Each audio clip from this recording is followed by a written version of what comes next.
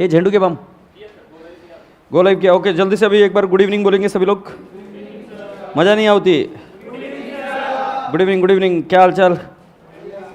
अभ्यास व्यवस्थित चालू है क्या? ये काय चालू है?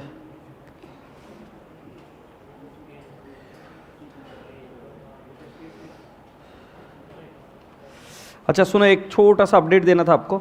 मेरा एक्चुअली जो बच्चे इधर बैठे हैं उनको आइडिया है कि मेरा लेक्चर फाउंडेशन का ख़त्म होता है 7:30 को, और 7:30 को ख़त्म होने के बाद में मुझे थोड़ी सी भूख लगती है, क्योंकि I start in the morning 11-11:30, फिर लंच होने के बाद में अभी मेरे को भूख लगती है, तो मैं कुछ खाने के लिए जाऊँगा, खाकर तुरंत भागते ही आऊँगा मैं, और कुछ करूँगा नहीं।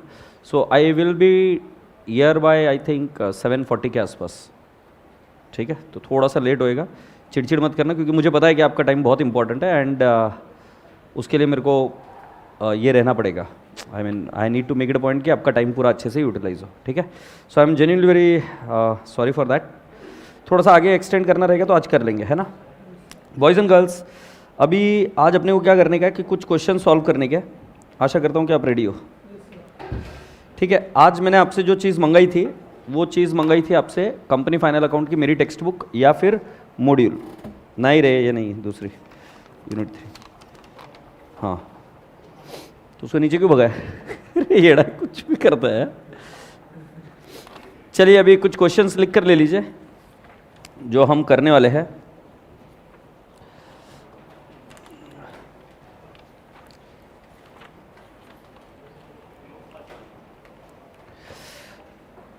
क्वेश्चन लिख लीजिए। क्लास वर्क,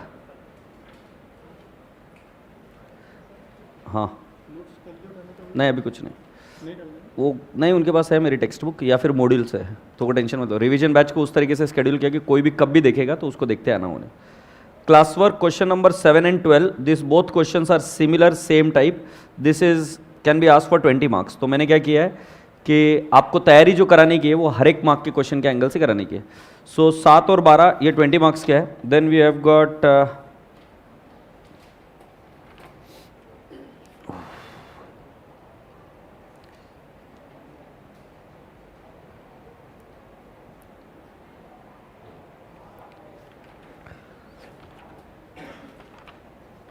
एक second Babu,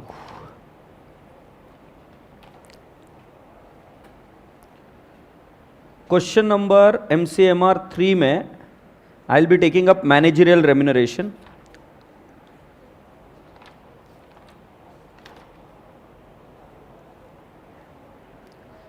Then we have got something called as question number 6. This can be asked for around 15 marks.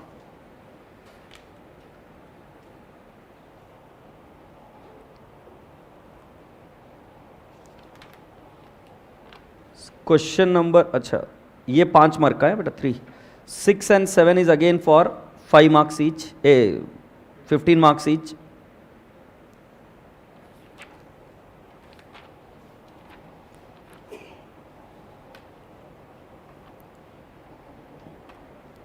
एक क्वेश्चन यहाँ पर MCMR 13 करेंगे।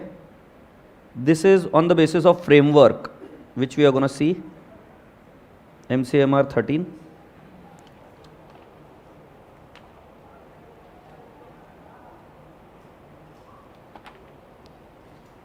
Question number MCMR 14 is for 10 marks.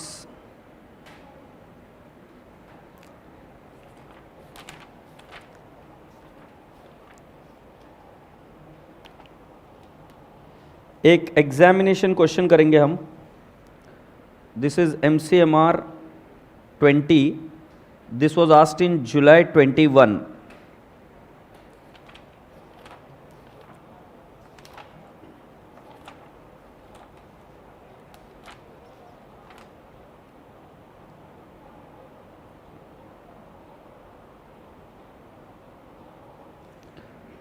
MCMR 26 you are going to try it. This is RTP May 22.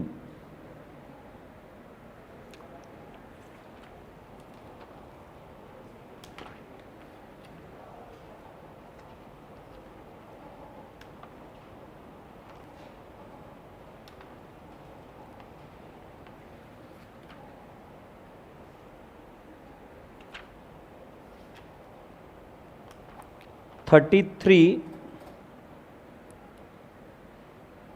MCMR 33 is question which is asked in May 22 exams, और उसके बाद में अगर समय मिला तो will be also taking care of November 22 exams. Okay, in fact rather you will be solving it. उसके बाद में आपका कॉन्फिडेंस आता है कि नहीं आता. Is that okay? I am also not from SPC, not nothing to worry sir, nothing to worry. I tell you what you have to do, कि आपने क्या करना कि इन सभी क्वेश्चंस को जो मैंने अभी मेरे क्लास वर्क में बताया, ये उन बच्चों को बताया कि जो मेरे क्लास वर्क को रेफर करेंगे या मेरे एमसीएमआर को रेफर करेंगे. अगर मान लो आप पहले नहीं पढ़े हो मुझसे, कोई चिंता की बात नहीं है. आपने क्या करना, you should open up your module, ICI का दिया हुआ मॉड्यूल, उस मॉड्यूल से आप करोगे तो चीज़ हो जाएगी आपकी. Is that okay? सारे क्वेश्चन जो कुछ भी है वो आईसीआई मटेरियल के होंगे, या तो आरटीपी के होंगे, मॉक पेपर के होंगे, कहीं ना कहीं से, और उसका हर जगह पे मैं रेफरेंस देते रहूँगा. जब मैं ओपन करूँगा अभी नोट्स तो आपको पता चलेगा. सो बेटा जी, पहला क्वेश्चन जो हमको देखना चाहिए वो चलना चाहिए एमसीएमआर 14, और मैं उसके लिए समय दूंगा थोड़ा सा तुमको कि ये क्वेश्चन कहाँ का है, ये सारी चीज़ें आपको बताते रहूँगा. ठीक है? So please come down to MCMR 14. MCMR 14, this is ICI का क्वेश्चन नंबर 6. ICI मटेरियल के अंदर क्वेश्चन नंबर 6. सो रसगुल्लो, I am there on page number 68 now. जिन बच्चों के पास मेरी बुक है,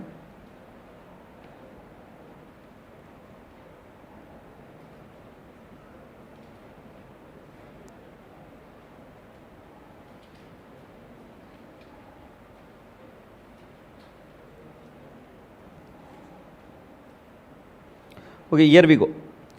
मिला क्वेश्चन नंबर 6 क्या यही है क्या? SR limited provides.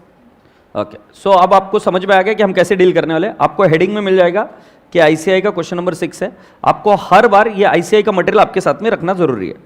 Now sir जी, कोई MCMR शेयर नहीं होगा, क्लियर कट बता रहा हूँ. बुक मैंने बनाई है, बहुत मेहनत करके बनाई, ऐसा नहीं शेयर हो पाएगी. आपसे रिक्वेस्ट है कि आप ICI का मटेरियल निकालिए, वहाँ से हो जाएगा. एकदम क्रिस्टल क्लियर तरीके से बात कर रहा हूँ सर, प्लीज़. और बता चुका हूँ सर, अभी आप उसके बाद में नहीं हो रहा है तो you can take your call, I have got no issues. Sorry यार, बहुत ऑनलाइन में बहुत जलील करते हैं. ये इधर बैठे हुए बच्चे हैं, इनमें किसी में ताकत नहीं है मेरे को कुछ बोलते हैं. मतलब मेरी खास बात है, मेरे सामने जो बैठ गया उसमें ताकत नहीं है मेरे साथ कुछ बात कर ले इधर उधर, और है तो इधर सामने आके बात करने का, फिर मैं बात करता. उधर बैठे बैठे कुछ भी बड़बड़ करते रहते हैं. On 31 March 2021 SR limited provides the following ledger balances. ये फॉलोइंग लेजर बैलेंसेस जो है ना, ये टीबी से आता है ना. सो ये लेजर बैलेंसेस माने टीबी का बैलेंस दिया हुआ. टीबी का कोई भी आइटम होगा उसका कितना इफेक्ट होता है? Single effect. After preparing its P&L account for the year ended 31 March 2021. So बेटा जी, highlight the word after preparing its P&L account for the year ended 31 March 2021. वैसे अगर आप फील करोगे तो P&L account itself is an account. So P&L का balance already उन्होंने दे रखा है, मतलब आपसे क्या अपेक्षा होगी? Balance sheet. समझ में आ रहा है? आफ्टर प्रिपेयरिंग P&L का मीनिंग समझ में आया कि P&L उन्होंने ऑलरेडी बना दिया. सो बेटा जी, P&L अगर बन चुका है तो आप सभी लोगों से रिक्वेस्ट है, एक बार ढूंढो इसमें कोई भी ट्रेडिंग P&L अकाउंट का आइटम पेंडिंग है क्या. जैसे सैलरीज है क्या, वेजेस है क्या, डेप्रिसिएशन है क्या, अमोर्टाइजेशन है क्या, फिनेंस कॉस्ट है क्या, बोरिंग कॉस्ट है क्या. चेक करो, चेक करो, चेक करो, चेक करो, है क्या? नहीं है ना? तो इसका मतलब क्या? P&L अकाउंट ऑलरेडी बन चुका है. तो अभी हमको क्या बनाना है? Balance sheet. So balance sheet का फॉर्मेट एक बार याद कर लेते हैं. पूरी क्लास एक बार रिवाइज करेगी और सीधे बैठ जाना, लाइक सीधे बैठ जाओ. हाँ, जल्दी से एक बार रिवाइज कर. प्यारी सी स्माइल एकदम चेहरे पर है ना, ढोगले कितना मस्त लगता है. जल्दी से मुझे बताओ, पहला क्या आएगा? Equity and liability. फिर पहला वाला शेयर होल्डर्स फंड, फिर शेयर कैपिटल, फिर रिजर्व्स एंड सरप्लस, फिर नॉन करंट लायबिलिटी, फिर अभी आवाज थोड़ी सी ऐसे फुसफुस हो रही है, समझ में आया तुमको? तंबाकू खा गया वैसे बात मत करो, जल्दी से बोलो. लॉन्ग टर्म बोरोइंग, फिर डेफर्ड टैक्स लायबिलिटी, फिर लॉन्ग टर्म प्रोविजन, फिर other non current liability.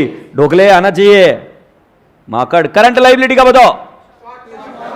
Short term borrowing, trade payable, short term provision, other current liability. Asset side में पीपीई, फिर इंटेंजिबल असेट्स, फिर कैपिटल वर्क इन प्रोग्रेस और intangible under development. ये तो मैंने बोल दिया. आगे के 4 आइटम बताओ नॉन करंट के. नॉन करंट इन्वेस्टमेंट, फिर DTA, deferred tax asset, short term loans and advances, other non current assets, yes और नो? एक अरे सो हुआ ना, long term loans and short term बोला क्या मैंने? Long term loans and advances and other non current assets. But sir फिर भी तुमसे अच्छा था मैं आपसे एक रिक्वेस्ट कर रहा हूँ सर, आपको मैं बता रहा हूँ वापस, आपका माइंड जो है ना उसको ट्रेन करो। एग्जाम में जिस तरीके से तुम यहाँ पर लड़खड़ा रहे हो ना, उससे 10 टाइम्स ज़्यादा वहाँ पे लड़खड़ाओगे, क्योंकि उसको टाइम गैप बहुत हो चुका होगा। फॉर्मेट कैसा चाहिए? अकाउंटेंट बन रहे तुम, खट खट फॉर्मेट आने को ना।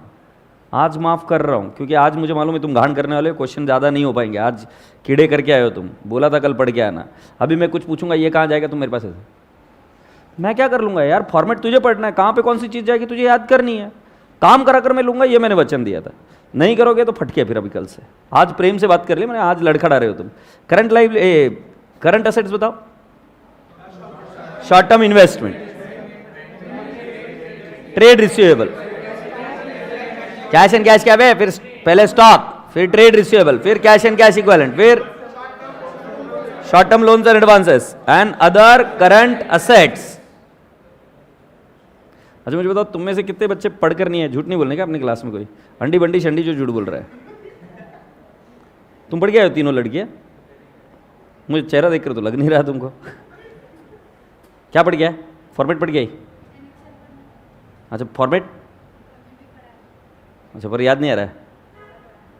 थोड़ा थोड़ा काम नहीं आएगा ना बेटा, पूरा आना चाहिए, समझे? लेट्स का बेटा जी, पहला इक्विटी शेयर कैपिटल कहां जाएगा? पूरी क्लास लिखेगी, पूरी क्लास लिखेगी क्वेश्चन में। Share holders fund share capital में जाएगा, हाँ है ना? दूसरा calls in arrears, share holders fund share capital में लेस, क्योंकि calls in arrears share capital में से लेस होता है। लैंड पीपीई कहां पे जाएगा? Balance sheet non current asset. Building PPE, plant and machinery PPE, furniture and fixtures PPE, securities premium, reserves and surplus GR, reserves and surplus PNL, reserves and surplus loan from public finance corporation secured by hypothecation of land कहां जाएगा? LTB long term borrowing, balance sheet liability side. Other long term loans, long term borrowing STB, short term borrowing. ए झंडू नहीं, inventory जाएगा कहां? नहीं पर PNL में जाएगा ना, चेंजेस इन इन्वेंटरी में जाएगा ना। आफ्टर बोला, वेरी गुड। सो ये एक्चुअली क्लोजिंग इन्वेंटरी है, क्योंकि पीएनएल अकाउंट ऑलरेडी बन चुका है। तो ये कहां जाएगा? Balance sheet, current asset, inventory. ए पुट्टे, अगला कौन सा है? Raw material, current asset, inventory. बरोबर है क्या बेटा? एक्चुअली वो रॉ मटेरियल जो है ना, वो डॉट है इन्वेंटरी के आगे, मतलब इन्वेंटरी का रॉ मटेरियल, बराबर है ना? Trade receivable, current asset, trade receivable, advances, short term debit balance है, माने असेट है, कहां जाएगा? Short term loans and advances, trade payable, current liability, trade payable, provision for taxation, current liability कहां जाएगा? Short term provision, unpaid dividend, current liability. मैं सुन रहा हूं, मैं नहीं बता रहा। Other current liability, other current liability, cash in hand, cash and cash equivalent, happy. Balance with bank, cash and cash equivalent, happy. अच्छा अब मेरी बात सुनो, ये जब आप इंटरमीडिएट में आ जाते हो तो सिर्फ बैलेंस शीट टैली होना फायदेमंद नहीं है, उसके जो कुछ भी डिस्क्लोजर और प्रेजेंटेशन है वो सब कुछ आपको सही से करने पड़ते हैं। सो बेटा जी पहला क्या लिखा है? 50,000 फुल्ली इक्विटी शेयर्स पेड और allotted for consideration of land. माने ये क्या हुआ कि हमारे पास कैश नहीं आई, हमने शेयर्स इशू किए फॉर लैंड। सो इसको क्या बोलेंगे हम? Shares issued for consideration not received in cash, happy. So बेटा जी ये कहां जाएगा? ये कहां जाएगा? ये डिस्क्लोजर में जाएगा, इसकी कोई एंट्री नहीं है, ये ऑलरेडी हो चुका है, डिस्क्लोजर में जाएगा। कहां पर जाएगा? शेयर कैपिटल में। हम इसके एक नोट लिखेंगे, is that okay? Now the cost of assets were, बेटा जी इसका डिस्क्लोजर कहां जाएगा? पीपीई, जिन्होंने कल स्केड्यूल अच्छे से पढ़ा होगा उनको पता होगा कि जब कभी भी हम पीपीई का स्केड्यूल बनाते हैं तो उसमें एक्यूमुलेटेड डेप्रिसिएशन देनी पड़ती है। अगर आप ध्यान से देखेंगे तो कॉस्ट 32 लाख है, बट बिल्डिंग यहां पर कितनी है बेटा जी? बिल्डिंग यहां पर है 30 लाख। आपको क्या समझ में आ रहा है? कॉस्ट 32 लाख और बिल्डिंग का डब्ल्यूडीवी है 30 लाख, सो 2 लाख क्या है? Accumulated depreciation. Don't use the word depreciation, depreciation नहीं हो सकता वो, क्योंकि वो अभी तक का एक्यूमुलेटेड डेप्रिसिएशन है। हैप्पी? क्योंकि ओरिजिनल कॉस्ट में से हम एक्यूमुलेटेड डेप्रिसिएशन माइनस करें तो डब्ल्यूडीवी मिलता है। सो इसी तरीके से trade receivable for 4,86,000 due for more than 6 month, ये भी एजिंग है, एजिंग ऑफ डेटर्स। हैप्पी? आगे बेटा जी, balance with bank include 56,000 the Naya bank which is not a scheduled bank. तो मतलब बैलेंस विथ बैंक लिखा ना हमने, तो उसके नीचे डिस्क्लोजर आएगा कि कितना पैसा शेड्यूल्ड बैंक के पास है और कितना पैसा नॉन शेड्यूल्ड बैंक के पास है। हैप्पी? आगे चलते हैं। Loan from public corporation, finance corporation is repayable after 3 years। ये दिख रहा है क्या? Loan from public finance corporation, ये लॉन्ग टर्म है, उसकी पूर्ति हो गई। से यस। आगे बढ़ जाते। The balance of 26,30,000 in the loan account with public finance corporation is inclusive of 1,34,000 for interest accrued but not due. तो बेटा जी हमें क्या करना पड़ेगा? उस लोन में से इस पोर्शन को माइनस करना पड़ेगा, और इस पोर्शन को हमें कहां दिखाना पड़ेगा? Will have to show it as a part of other current liability. We'll have to show it as a part of what? Other current liability। जब मैं क्वेश्चन में करूंगा तो आपको बताऊंगा। मतलब इसमें क्लासिफिकेशन क्या हो गया कि लोन में इंटरेस्ट जुड़ा हुआ भी है, लोन लॉन्ग टर्म होगा बट उसके ऊपर का interest is a current liability. Happy? तो उसको बाइफरकेट करके दिखाएंगे। Other long term loans unsecured includes loan taken from Nixes bank, amount repayable within 1 year। पाप है ये। क्यों? ऊपर अपने को क्या बोला? अदर लॉन्ग टर्म लोन बोला ना ऐसा। अदर लॉन्ग टर्म लोन हम क्या सोचे थे? एलटीबी है, बट साला हमारे साथ नीचे झांसा हुई गवा। उस झांसे में क्या बोला है कि जो लोन फ्रॉम नया बैंक है वो शॉर्ट टर्म बोरिंग्स में 1,16,000, नहीं sorry, loan from Nixes bank, amount repayable within 1 year बोला है। सो बेटा जी ये कहां चला जाएगा? आवाज नहीं आ रही यार। शॉर्ट टर्म बोरिंग्स, मतलब लॉन्ग टर्म में से उतना माइनस करके हम शॉर्ट टर्म बोरिंग्स में इसको ले आएंगे। अच्छा दूसरा वाला देख रहे हो आप, लोन टेकन फ्रॉम डायरेक्टर, ये एक्चुअली ये वाला पोर्शन। अच्छा अरे कुछ गड़बड़ है क्या? ये amount repayable within 1 year, अच्छा 4,80,000 इधर है बेटा, आई एम सो सॉरी। ये बेटा इधर है ये फिगर, और ये इधर से इसको हटा देते हैं, सॉरी माफ करना मुझे। और लोन फ्रॉम डायरेक्टर इज 8,50,000। गुड़िया ऐसे ही है ना बेटा? आप मॉडल देखो, ऐसे ही है ना जैसे मैंने बताया। 4,80,000 कहाँ है? अच्छा ठीक है, बट ये 13,80,000 में से 4,80,000 है, तो आउटर कॉलम में भी लिखा है या इनर कॉलम में, ठीक है, बट समझ में आया। और लोन फ्रॉम डायरेक्टर, इसका भी क्या करेंगे राजा बेटा जी? Disclosure. Bills receivable for 1,60,000 maturing on 16 June 2021 has been discounted. इसको लिख लो, ये क्या होती है? Contingent liability. कॉन्टिंजेंट लाइबिलिटी बेटा जी बैलेंस शीट के आउटर साइड में इसको कॉन्टिंजेंट लाइबिलिटी का एक नोट बनता है। एग्रीड? आगे बढ़ते बेटा जी। Short term borrowing includes loan from Naya bank and loan from directors, कर लेंगे। Transfer of 35,000 to GR has been proposed by BOD out of the profit for the year. So बेटा जी इसकी एंट्री करेंगे हम P&L टू जीआर। बेटा जी मुझे बताओ P&L को कौन सा बैलेंस होता है? आवाज नहीं आ रही, जल्दी बोलो यार। क्रेडिट। आप क्या कर रहे हो? तो इसका मतलब क्या हुआ? P&L में क्या करोगे? लेस। जीआर को कौन सा बैलेंस होता है? क्रेडिट। आप क्या कर रहे हो? क्रेडिट। तो जीआर में क्या होगा? ऐड। सो P&L में से लेस, जीआर में ऐड। ये एंट्री हुई। Inventory of finish goods includes loose tools costing 5 lakh which do not meet definition of PPE as per AS 10। सो बेटा जी अगर एज पर AS 10 वो PPE का डेफिनेशन मीटअप नहीं करते हैं, so it will be classified as inventory only. Yes और no? कल अगर आपको याद होगा तो मैंने बताया था कि इन्वेंट्री 4 प्रकार की, पहले मैंने RM का बता दिया, वर्क इन प्रोग्रेस बता दिया, फिनिश गुड्स बता दिया, स्टॉक इन ट्रेड।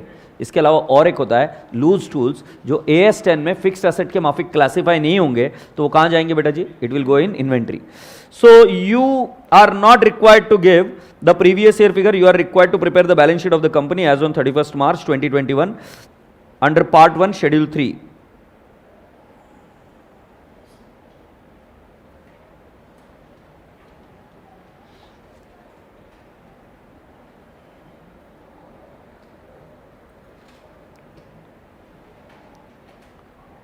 मैं ऑनलाइन लाइव के सभी बच्चों से रिक्वेस्ट कर रहा हूँ, मैं क्वेरी अगर रीजनेबल और अच्छी आएगी तो मैं हैंडल करूँगा, क्योंकि मैं अभी लेक्चर जो ले रहा हूँ उसका कोई ताल्लुकात नहीं, ऊपर की जो क्वेरी आ रही है मैं आंसर कैसे करूँ उसका, क्योंकि मैं बाकी के बच्चों का टाइम पास करा दूंगा अगर मैं वो काम करता हूँ तो।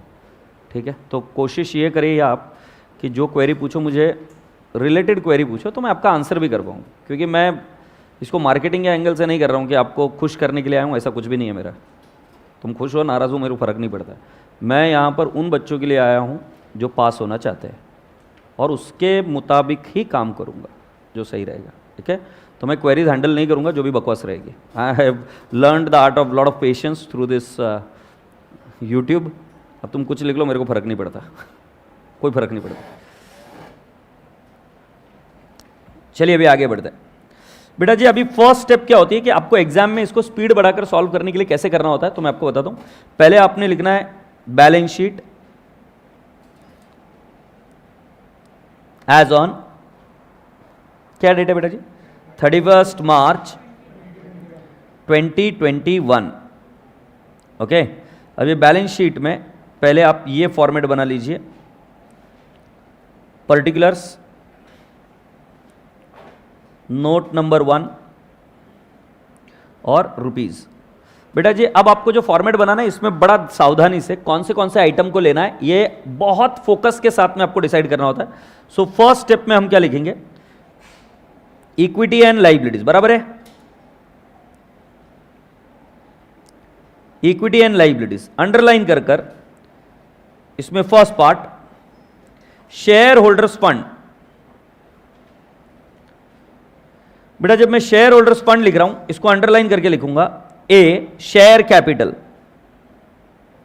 इसके नोट नंबर बनेगी बेटा जी 1। B reserves and surplus, reserves and surplus इसकी नोट बनेगी 2। फिर सेकेंड लेवल पर non current liabilities, non current liabilities में आपके कौन से आइटम्स है बेटा जी, पहला वाला आएगा ए लॉन्ग टर्म बोरोइंग्स, है बेटा लॉन्ग टर्म बोरोइंग। फिर बेटा जी डेफर्ड टैक्स लाइबिलिटी हम नहीं बनाएंगे, क्यों नहीं बनाएंगे, है ही नहीं। फिर लॉन्ग टर्म प्रोविजन है ही नहीं, देख लो। अदर नॉन करंट लाइबिलिटी वो भी नहीं है, चेक कर लो, हमने क्लासिफाई किया था, अगर आपने सही से क्लासिफाई किया तो आपको पता चल जाएगा। अब आपको आज डीमेरिट बताता हूं, आपने जब क्लासिफाई किया तब मैंने आपको टोका नहीं, बट मैं जब फेस टू फेस क्लास में कराता हूं तो मैं क्या लिखना सिखाता था, NCLLTB ऐसे लिखाता था मैं, NCLLTB। फिर दूसरा क्या करते थे हम, non current liability, long term provision, हम ऐसा पूरा लिखते थे। हमने कभी PPE नहीं लिखा, हमने वहां पर क्या लिखा, long term non current asset PPE, उससे हमें पता चलता है कि हाँ भाई साहब PPE का एक नोट बनना है। अब इसमें आपको कंफ्यूजन क्या होता है कि लॉन्ग टर्म बोरोइंग में अगर हमने सिर्फ लाइबिलिटी लिख दिया, it is not going to help you, क्योंकि वो क्लासिफिकेशन बेकार हो गया। आपके दिमाग में अपने आप को ट्रेन करो, क्योंकि इधर की हेडिंग ये उस पर डिपेंडेंट होगी कि आपने कितना अच्छे से काम किया है उस क्वेश्चन पर, क्योंकि एक आध चीज छूट गई तुम्हारी इधर बनाने की तो बैंड बच जाएगी। सेफर साइड में हमेशा कोशिश करिएगा कि एक आध लाइन छोड़ देना अगर कुछ गड़बड़ हो जाए तो। और फिर थर्ड लेवल पर हम लिखेंगे करंट लाइबिलिटी। करंट लाइबिलिटीज में अंडरलाइन कर कर फर्स्ट पॉइंट होता है, बताइए मुझे ऊपर से क्या आता है, बोरिंग्स, शॉर्ट टर्म बोरिंग्स। बेटा जी मुझे देखकर बताइए शॉर्ट टर्म बोरिंग है क्या, जहां तक मुझे याद आ रहा है शॉर्ट टर्म बोरिंग्स, बरोबर है बेटा जी। शॉर्ट टर्म बोरिंग्स का हम नोट बना देंगे 4। हर एक चीज का नोट बनाना जरूरी है, द आंसर इज नो। जो चीज डायरेक्टली वन लाइनर है उसका नोट नहीं बनेगा। फिफ्थ सॉरी बी पॉइंट क्या आएगा, शॉर्ट टर्म बोरिंग के बाद में ट्रेड पेएबल है। फिर शॉर्ट टर्म प्रोविजन, जितना मुझे याद आ रहा है प्रोविजन फॉर टैक्स था, शॉर्ट टर्म प्रोविजन। फिर मेरे रसगुल्ले बच्चे और क्या है, other current liabilities. Other current liabilities में याद है इंटरेस्ट अक्रूड, अनपेड डिविडेंड वगैरह वगैरह, ये सारी चीजें आएगी। सो राजा बेटा जी ये आपका स्केड्यूल बन जाता है 4 के बाद 5 6 7, ये टोटल। आगे बढ़े बेटा जी, अब हम लिखते हैं असेट्स। असेट्स के अंदर बेटा जी हमारा फर्स्ट पॉइंट आता है नॉन करंट असेट। और नॉन करंट असेट के अंदर मेरा फर्स्ट पॉइंट ए में सब पॉइंट 1 ये बनता है property plant and equipment.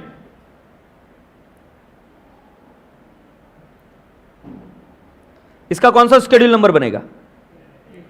8। Property plant and equipment के बाद में इंटेंजिबल है नहीं, right? Capital work in progress है नहीं, फिर इंटेंजिबल अंडर डेवलपमेंट भी नहीं है, फिर नेक्स्ट नॉन करंट इन्वेस्टमेंट है क्या? नॉन करंट इन्वेस्टमेंट है क्या? मेरे बुक में तो छपा नहीं है, तुम्हारे बुक में छपा है क्या? नॉन करंट इन्वेस्टमेंट नहीं है तो फिर नेक्स्ट है डीटीए, डेफर्ड टैक्स एसेट भी नहीं है, डीटीए नहीं है, चेक कर लो। फिर उसके बाद में डी वाला पॉइंट आता है long term loans and advances. जरा जाके देखो लोन्स एंड एडवांसेस है क्या? एडवांसेस में शॉर्ट टर्म है, लॉन्ग टर्म नहीं है।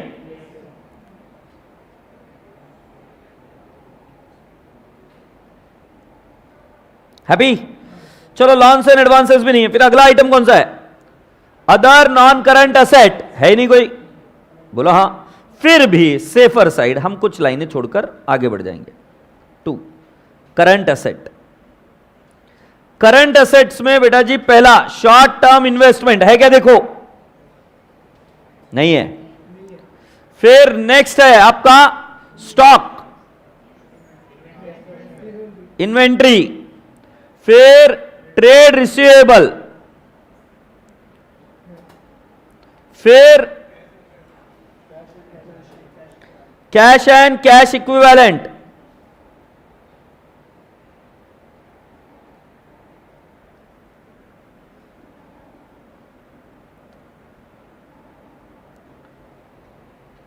फिर राजा बेटा जी short term loans and advances.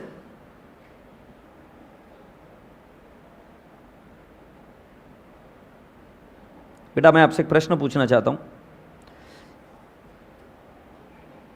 अरे यार शिट, बेटा एक गड़बड़ हो गई। ट्रेड पेबल मुझे लगता है अपन डायरेक्टली लिख सकते हैं। सॉरी सॉरी सॉरी सॉरी, मेरे ध्यान से रह गया। 5 6, ये क्या बनेगा? 7। इन्वेंट्री क्या बनेगा? 8। Trade receivable 9, cash and cash equivalent 10, short term loans and advances 11। Happy? ये हो जाने के बाद कॉन्टिंजेंट लायबिलिटी, ये बैलेंस शीट के नीचे टोटल आने के बाद कॉन्टिंजेंट लायबिलिटीज, ये अमाउंट लिखेंगे और नोट नंबर 12।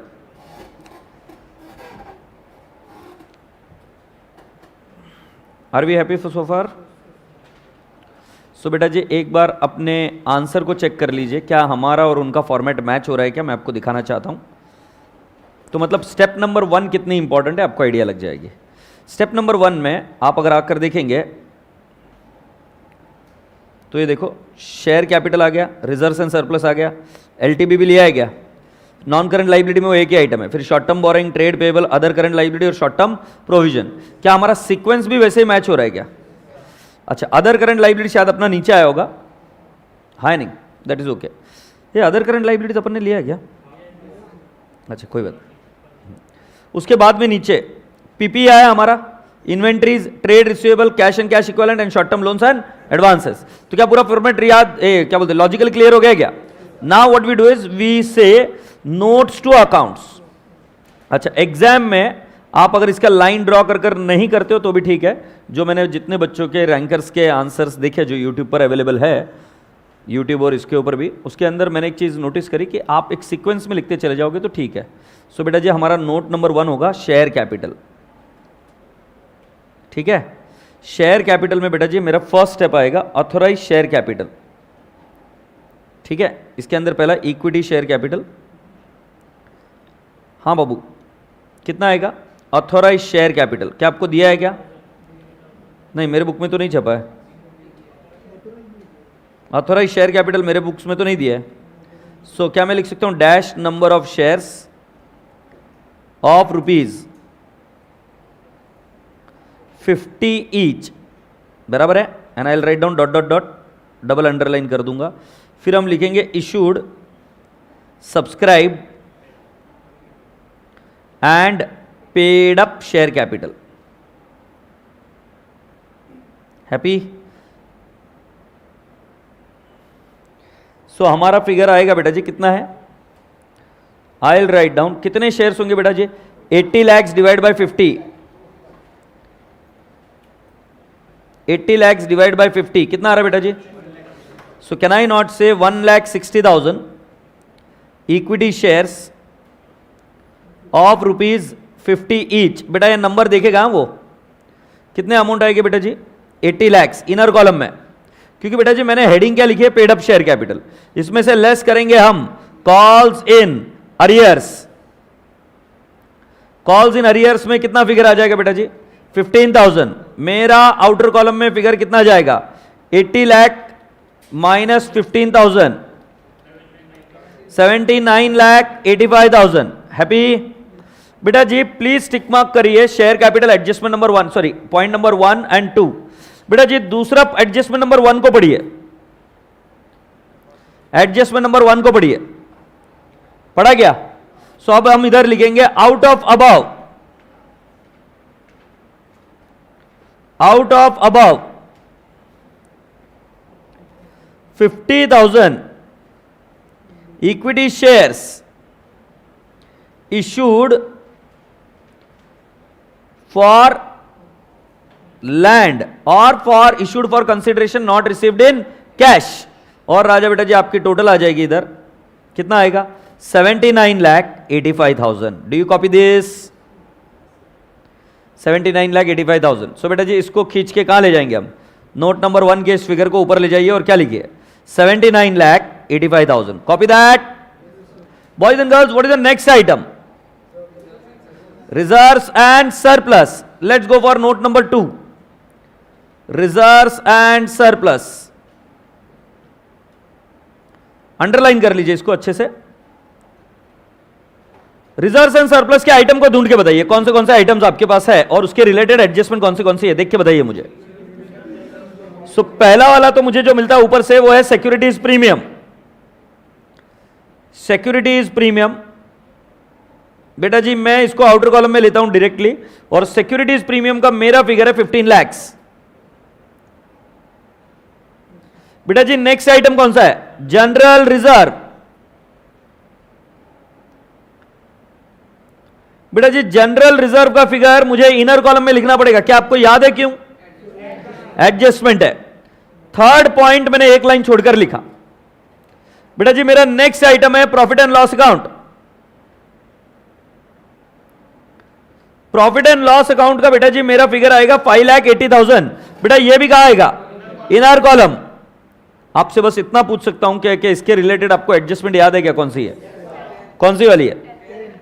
10th है। तो 10th में क्या लिखा है? टिक मार्क करिए 10th को। Transfer of 35,000 to GR. आपने एंट्री करी थी P and L account debit to general reserve. So P and L account को आपने किया था डेबिट, माने पी एंड एल से क्या होगा? लेस। सो हम लिखेंगे ट्रांसफर्ड टू जीआर। कितना है बेटू जी? 35,000। ये नेगेटिव आएगा आउटर कॉलम में। 5,80,000 माइनस 35,000।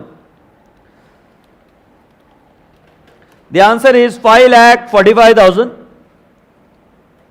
पुट्टे जीआर में क्या करेंगे? Add transfer from P and L account. कितना आएगा बेटा जी? 35,000। बेटा जी इसको आउटर कॉलम में खींचेंगे तो कितना आएगा? 9,41,000 plus 35,000 and the figure is how much? 9,76,000। बेटा और कोई ऐसी एडजस्टमेंट है जो बाकी है हमारे को करने को? टोटल लीजिए फटाफट। अभी भी आप स्लो हो क्लास में, मुझे बोलने में शर्म नहीं है। ये 30,21,000। You should be very fast and alert in your solving company final account. 30,21,000 का फिगर मैच हो रहा है क्या? सो बेटा जी इस फिगर को उठाकर ऊपर लिख देंगे 30,21,000। अब मेरे ससुरे रसगुल्ले, third point long term boring. Long term boring जिन्होंने पढ़ा है उनको पता है कि इसको क्लासिफिकेशन करना पड़ता है कि कौन सा सिक्योर्ड है, कौन सा अनसिक्योर्ड है। इन सारी चीजों का क्लासिफिकेशन होता है। शांति से लॉन्ग टर्म बोरिंग के बारे में हम बता देते हैं कि बेटा जी एडजस्टमेंट नंबर 5, एडजस्टमेंट नंबर 5 ये उससे ताल्लुकात रखती है। एडजस्टमेंट नंबर 6 ये भी उससे ताल्लुकात रखती है। और सेवेंथ ये भी ताल्लुकात किससे रखती है? लॉन्ग टर्म बोरिंग से। एग्रीड? सो राजा बेटा जी हम लॉन्ग टर्म बोरिंग्स के अंदर अंडरलाइन करके देखेंगे सिक्योर्ड। सिक्योर्ड में अगर ध्यान से देखेंगे सो बेटा जी मेरे पास पॉइंट नंबर 7 अनसिक्योर्ड के बारे में बात करता है, और पॉइंट नंबर 6 मेरे को यह बता रहा है the loan is secured by hypothecation of land. जरा जाके चेक करिए कितने लोन है आपके पास। Loan from public finance corporation है क्या, और अदर लॉन्ग टर्म लोन है। सही है बेटा जी, और कोई लॉन्ग टर्म बोरिंग नहीं। अब मैं आपसे छोटी सी विनती कर रहा हूं कि क्या आप मुझे बता सकते हो कि बेटा जी जो पब्लिक फाइनेंस कॉर्पोरेशन है उसका सिक्योर्ड लोन है, सो कैन आई नॉट से loan from public finance corporation? ठीक है, पब्लिक फाइनेंस कॉर्पोरेशन। बेटा जी मैं इधर फिगर लिखना चाहूंगा, उसका फिगर है 26,30,000 माइनस 1,34,000। क्या आप रीजन बता सकते हो? वो इंटरेस्ट है। सो बेटा जी एक बार कैलकुलेटर पर ले लीजिए 26,30,000 माइनस 1,34,000 और मेरा फिगर कितना आएगा? 24,96,000। Do you copy that? बेटा जी उसी के नीचे हम लिखेंगे अनसिक्योर्ड बोरिंग्स, और अनसिक्योर्ड बोरिंग में ब्रेकअप देते हैं। सो बेटा जी लोन टेकन फ्रॉम निक्सिस बैंक, इसका अगर ब्रैकेट में मैं आपको फिगर बताऊं तो 13,80,000 माइनस मुझे करना पड़ेगा 4,80,000। बेटा जी 13,80,000 माइनस 4,80,000, बताइए मुझे कितना आएगा? 9 लाख। बेटा जी लोन फ्रॉम, एक सेकंड ना, 22,50,000 माइनस, बेटा loan from director, loan from director कितना बेटा जी? Loan from director 8,50,000। बेटा जी मैं आपको बता रहा हूं इसमें एक और हिडन एडजस्टमेंट है, आपके साथ धोखा हुआ है। ढूंढो, नहीं जिन बच्चों को नहीं क्लिक हुआ वो ढूंढेंगे, और कोई आंसर नहीं देखेगा। एक धोखा हुआ है तुम्हारे साथ, कोई आंसर नहीं देखेगा, धोखा हुआ है। लॉजिक लगाओ, कोई टेंशन नहीं है। ऑनलाइन के रसगुल्ले तुम बता सकते हो, तुम बताओ जल्दी से क्या धोखा हुआ है? बकवास बात कर रहा है। इंटरेस्ट होता तो बताते, वो लिख कर देते तुमको, कुछ भी बकवास कर रहा है।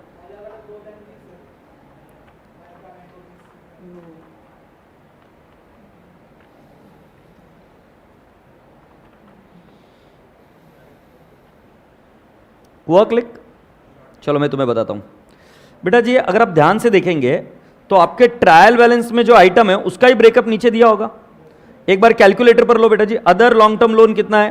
22,50,000। लो कैलकुलेटर पर, 22,50,000 में से बेटा जी हमने कितने का अकाउंटिंग कर लिया?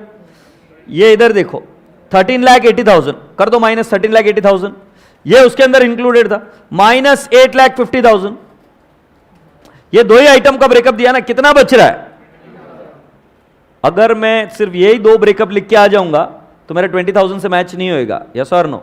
सो बेटा जी इधर ऑटोमेटिकली बाय डिफॉल्ट आपको समझना पड़ेगा कि भाई साहब ये अनसिक्योर्ड का ब्रेकअप तो दिया है, जिसका ब्रेकअप नहीं दिया वो अदर्स है, और ये अदर्स बैलेंसिंग फिगर है 20,000।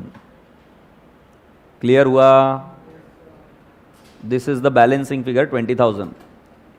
इंपॉर्टेंट प्रॉब्लम थी है बेटा जी। लॉन्ग टर्म बोरिंग निकालो अभी कितना है? 24,96,000 प्लस 9 लाख प्लस 8,50,000 प्लस 20,000, कितना आ रहा है बेटा जी total? 42,66,000। Take up the total 42,66,000। बेटा किसी को क्लास में क्वेरी इसके बारे में, तो हमेशा क्या करना कि जब भी किसी चीज का ब्रेकअप दिया हो तो टोटल कर कर देखना। ऐसा सेम एडजस्टमेंट सेम क्वेश्चन में दोबारा है, सेम एडजस्टमेंट इसी क्वेश्चन में दोबारा है, तो आपको फिगर आउट करना है इस बार, है ना? गड़बड़ मत करना। 42 लाख कितना लिख दो बेटा जी इधर? 42,66,000। बेटा जी अगला आइटम है शॉर्ट टर्म बोरिंग्स। आइए आप मेरे साथ फोर्थ पॉइंट बनाइए, शॉर्ट टर्म बोरिंग्स। बेटा जी शॉर्ट टर्म बोरिंग्स में क्या क्या आएगा? चलिए मैं पहले आपको बता दूं कि हमारे ट्रायल बैलेंस में कौन से आइटम थे। शॉर्ट टर्म बोरिंग्स डायरेक्टली दिया हुआ है 4,60,000 और कोई short term boring credit balance मुझे नहीं दिया हुआ है। बट जब मैं इधर जाता हूं तो एडजस्टमेंट नंबर 7th का एक पार्ट उससे रिलेटेड है, 7th का एक पार्ट उससे रिलेटेड है, फिर 9th short term borrowings included है और लोन फ्रॉम बोरिंग्स भी इंक्लूडेड है। बेटा जी एक सेकंड मुझे बताइए, वो जो एडजस्टमेंट मैं अभी आपको बता रहा था थोड़ी देर पहले कि सिमिलर एडजस्टमेंट है, क्या वो सिमिलर एडजस्टमेंट इसके लिए एप्लीकेबल है क्या? मुझे देखकर बताइए। शॉर्ट टर्म बोरिंग आपकी 4,60,000 है,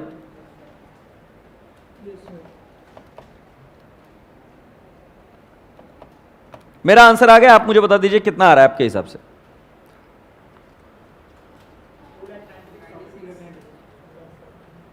ठीक है, बाकी के बच्चे आप सोचो, मैं वेट कर रहा हूं, मुझे कोई जल्दबाजी नहीं है। I have got the whole time on this earth.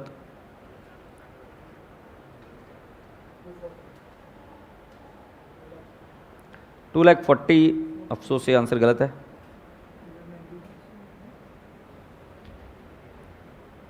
Others 2,96,000. Avni, very good. Keep up the good work. 2,96,000. I'll explain you how. बेटा जी शॉर्ट टर्म बोरिंग में पहला हमारा काम आएगा सिक्योर्ड। बेटा जी सिक्योर्ड को अंडरलाइन कर कर मैं लिखूंगा। सिक्योर्ड में कोई है क्या? क्या है? हाँ सॉरी, लोन फ्रॉम नया बैंक, तिजाइला नया है बट सिक्योरिटी ले रहा है, 1,16,000 अनसिक्योर्ड। सो बेटा जी हम लिखेंगे लोन फ्रॉम निक्सिस बैंक। बेटा जी इसका फिगर जो था वो 4,80,000 था। फिर उसके बाद में लोन फ्रॉम डायरेक्टर्स, बेटा जी इसका अमाउंट आएगा 48,000।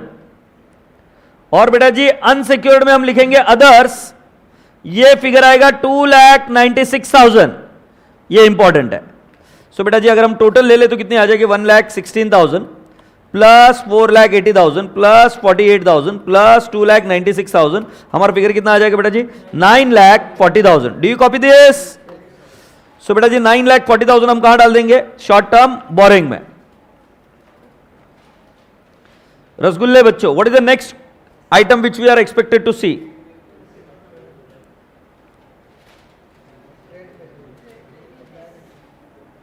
अच्छा, इसके अंदर जो आंसर है, गुड़िया एक सेकंड सुनना, मॉड्यूल में जो लोन फ्रॉम निक्सिस बैंक है वो कहां पे क्लासिफाई किया? शॉर्ट टर्म बोरिंग में किया है कि अदर करंट लाइबिलिटी में? मॉड्यूल में तुम्हारा शॉर्ट टर्म बोरिंग्स कितना आ रहा है देख के बताइए। वो 9,40,000 आ रहा है या 4,60,000 आ रहा है?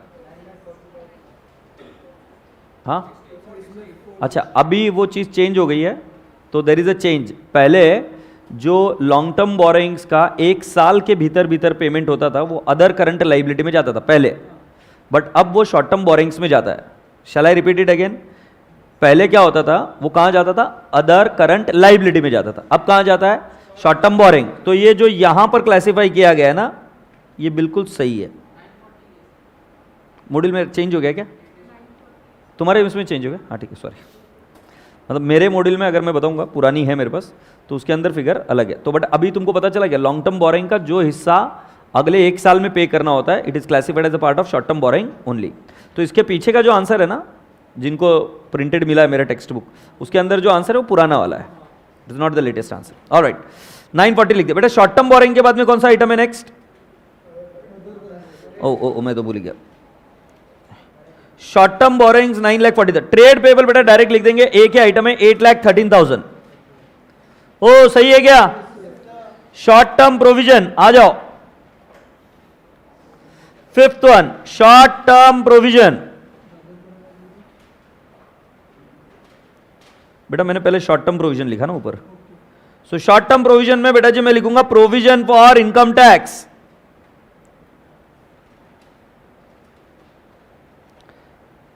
कितना है बेटा जी प्रोविजन फॉर टैक्सेशन? 3,80,000। बेटा जी I take up the total and write down 3,80,000। Can I take the classification up? 3,80,000. Then other current liabilities. Other current liabilities.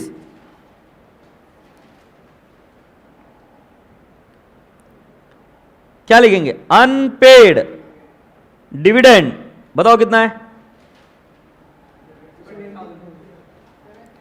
70,000. Is there any other item in other current liability? कौन है? हाँ, वो interest है ना, sorry मेरे से interest, ये interest है 1,34,000. Interest accrued but not due, बोल बेटा कितना है? 1,34,000. Take up the total.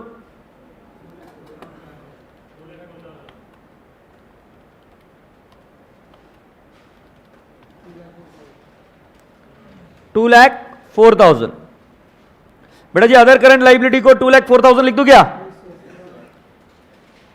सो 2,04,000. बेटा जी अगला आइटम है अभी PPE. Are we ready? So 7th है property plant and equipment. Plant and equipment. बेटा जी हमें इसका डिस्क्लोजर कुछ इस तरीके से देना होगा. पर्टिकुलर्स, फिर कॉस्ट, फिर एक्यूमुलेटेड डेप्रिसिएशन, फिर डब्ल्यूडीवी. बेटा जी डब्ल्यूडीवी या बुक वैल्यू या कैरिंग अमाउंट, इसमें बैलेंसिंग फिगर होगा एक्यूमुलेटेड डेप्रिसिएशन. तो बेटा जी पर्टिकुलर्स में हम पहला वाला आइटम कौन सा लिखते हैं? बिल्डिंग. ओ पहले लैंड था क्या? आई एम सो सॉरी, मैंने क्वेश्चन से नहीं किया. I am sorry, I am extremely sorry. पहला लैंड है. बेटा जी लैंड का फिगर है 25 लाख. उस पर कोई डेप्रिसिएशन नहीं होता तो बुक वैल्यू भी 25 लाख ही है. फिर लैंड के बाद में नेक्स्ट है बिल्डिंग. बेटा जी बिल्डिंग का अमाउंट है 30 लाख बुक वैल्यू में, और ओरिजिनल कॉस्ट नीचे एडजस्टमेंट नंबर 2 में है 32 lakh. So accumulated depreciation automatically by default 2 lakh है. फिर plant and machinery.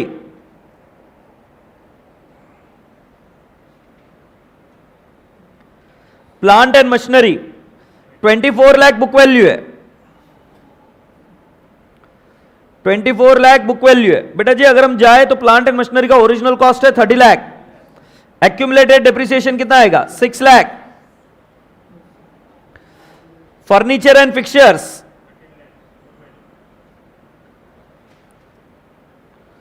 So furniture and fixtures का 13 lakh is book value. Original cost is 16,50,000. So 3,50,000 is accumulated depreciation. Now बेटा जी 25 lakh plus 32 lakh plus 30 lakh plus 16,50,000. My answer is 1,03,50,000. Accumulated 8 और 3 11,50,000. क्या बोल रहे भाई? It is 92 lakh. बेटा जी अभी हम कौन सा फिगर ऊपर लेके जाएंगे ड्रैग करके? 92 लाख. सो 92 लाख को लिख दीजिए PP 92 lakh. Happy. Inventory, are we ready?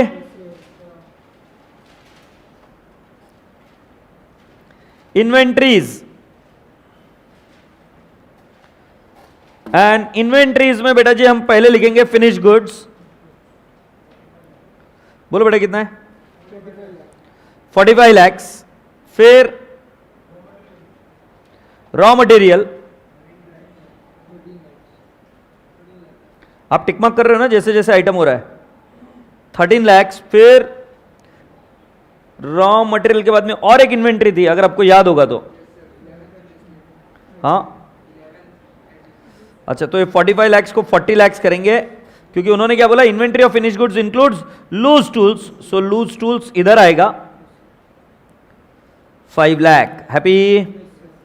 सो बेटा जी हमारा टोटल कितना आ जाएगा, 45 प्लस 13 लाख, हाँ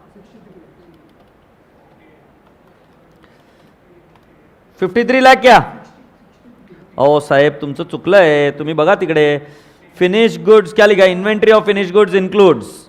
सो बेटा जी 45 लैक्स नहीं ले सकते फिनिश गुड्स। फिनिश गुड्स कितना, 58 होगा, 58 हो रहा है, ओके जाएगा, हाँ बट ठीक है 45 लैक्स जो है, 45 लैक्स नहीं ले सकते। क्यों नहीं ले सकते 45 लैक्स? क्योंकि फिनिश गुड्स इंक्लूड्स, उसका सिर्फ ब्रेकअप देना था हमें, और वो कितना आ जाएगा 58 लाख। सो बेटा जी इन्वेंट्री लिख लीजिए 58 लाख।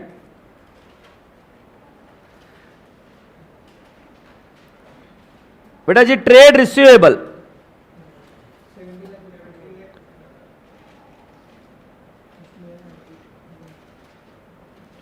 बेटा जी ट्रेड रिसीवेबल में एडजस्टमेंट नंबर है okay 4,86,000 due for more than 6 months। So I will write down due for more than 6 months। बेटा जी एडजस्टमेंट नंबर 3 है ये, 4,86,000। बेटा जी अब दूसरा एक काम करते हैं, ट्रेड रिसीवेबल टोटल है 17,50,000। बेटा जितना मुझे याद है ट्रेड रिसीवेबल पर और कोई एडजस्टमेंट नहीं है, तो ये लिखेंगे अदर्स 12,64,000। कबूल है?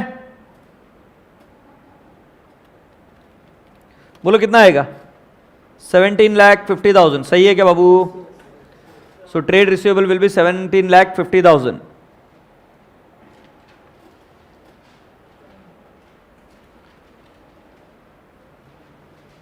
$17,50,000 लिखा।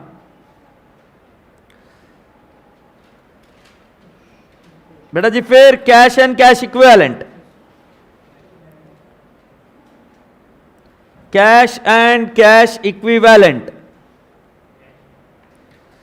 बेटा जी इसमें है कैश इन हैंड, कितना है बेटा जी कैश इन हैंड, 70,000। फिर कैश विथ बैंक या balance with bank, cash with bank गलत लिख दिया मैंने, बैलेंस विथ बैंक होना चाहिए था। कैश विथ बैंक में बेटा जी अगर हम जाकर पढ़े, सो बेटा जी हम लिखेंगे scheduled bank, scheduled bank and non scheduled bank. Non scheduled bank का बेटा जी मुझे दिया हुआ है एडजस्टमेंट नंबर 4 में, इट इज 56,000, और मुझे टोटल बैंक बैलेंस दिया 4,14,000 माइनस 56,000, तो मुझे मिल जाएगा 3,58,000 विद शेड्यूल्ड बैंक। तो बेटा जी अगर मैं इसकी टोटल लूं तो कितनी आएगी, 4,84,000। बेटा जी 4,84,000 ये हमने इधर लिखा cash and cash equivalent. Happy? Short term loans and advances,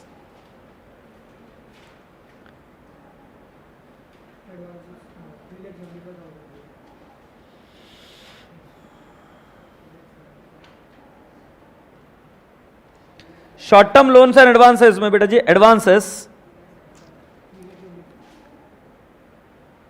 कितना है, और कोई आइटम बेटा इसमें, यह आ गया 3,75,000। Shall we take it up? बेटा जी एक बार चेक करके बताओ मुझे सारे आइटम टिकमार्क हो गए क्या? एक आइटम जो मेरे पास रहता है बिल डिस्काउंटेड, वो कॉन्टिंजेंट लाइबिलिटी में लिख देंगे, और वो कॉन्टिंजेंट लाइबिलिटी में आइटम है 1,60,000। इसका नोट लिखना है तो लिख दीजिए आप जाके, 1,60,000 का नोट लिखेंगे, bill discounted but not yet matured.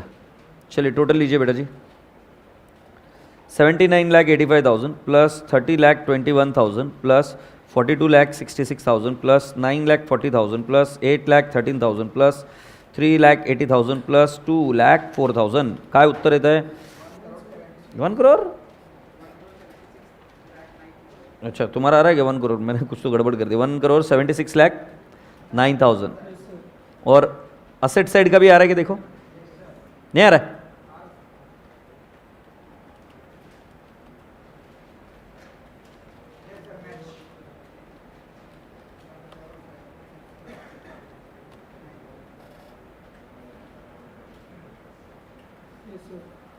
Matching,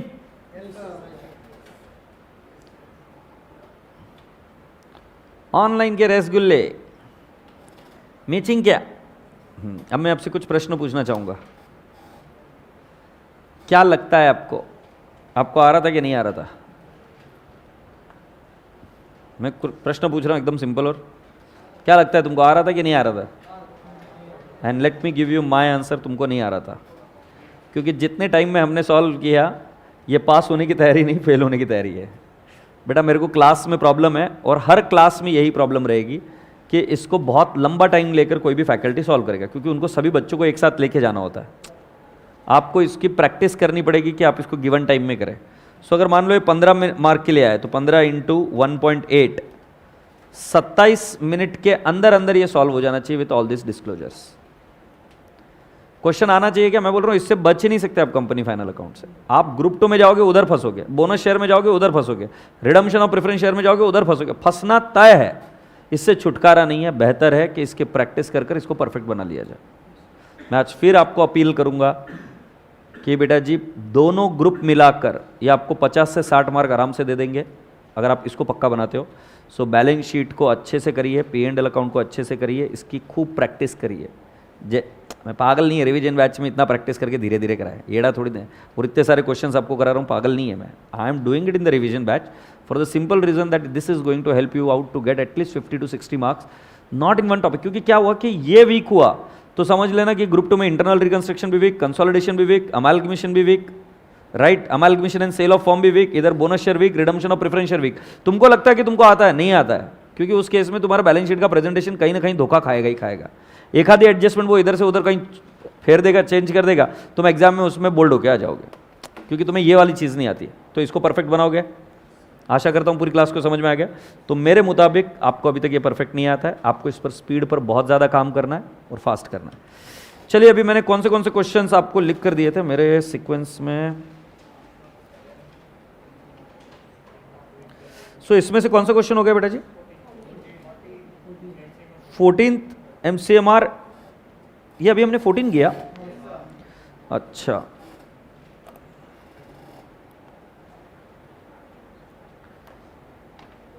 अभी आप आइए, मेरे हिसाब से जो क्वेश्चन मैंने आपके लिए आइडेंटिफाई किया था, यो 20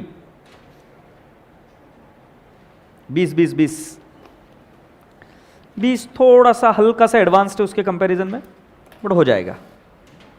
are we ready for July 21 question? अच्छा, इस क्वेश्चन को अगर मैं आपको हेल्प कर दूं तो चल जाएगा? चलेंगे क्वेश्चन नंबर 20 के पास। सो ये जुलाई 21 का क्वेश्चन है।